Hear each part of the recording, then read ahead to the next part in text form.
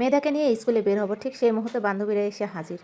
এসে এখন খেলবে একটু মেধার সাথে। আর মেধাও তো বান্ধবীদেরকে পেয়ে পুরো পাগল হয়ে গেছে। এখন ওদের সাথে 10 মিনিট খেলবে, তারপর স্কুলে যাবে। অবশ্য আমার হাতে এখনও প্রায় 20 মিনিট সময় আছে, আর স্কুলটা তো খুব কাছে, 5 মিনিটও লাগবে না। তো সুযোগ দিলাম, একটু খেলে নিল।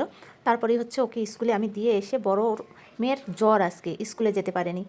তো ওর মাথায় একটু তেল দিয়ে দিচ্ছি, মাথা নাকি খুব ব্যথা করতেছে। কালকে রাতেও বলছিল, তো আমি রাতে আর দিতে পারিনি। পরে দেখি যে ঘুমায় গেছে, আর দেওয়া হয়নি। তো আজকে দিয়ে দিলাম, তারপরেই চলে আসলাম রান্নাতে। আর এর মধ্যে কিন্তু ছোটো মেয়েকে গিয়ে নিয়েও আসলাম। নিয়ে এসে ওকে আমি বললাম, তুমি স্নান করো, আমি তরকারিটা রান্না করে নিই। ভাতটা আগেই নামানো ছিল। এদিকে দেখো, আমি আজকে রুই মাছ রান্না করতেছি। সব পেটির পিসগুলো নিছি, আর সাথে একটা লেজ আছে। তো এইদিকে ফুলকপি দিয়ে, আলু দিয়ে আর মাছ দিয়ে রান্না করতেছি। আর আমার খুব পছন্দের একটা টক বানাচ্ছি, জলপাইয়ের টক। তো দেখাই, এই যে রোদ পরে আমার দুপুরে রান্না করার সময় জানালা দিয়ে। তো মাছটা ভেজে রাখছি, আর এই যে জলপাইয়ের টকটা করতেছি।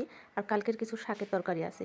তো এদিকে রান্না আমার প্রায় শেষ। তখন বড় মেয়ের বান্ধবীরা চলে আসলো ওকে দেখতে, কারণ ওর তো জ্বর, স্কুলে যায়নি। তো ওদেরকে একটু কফি করে দিলাম।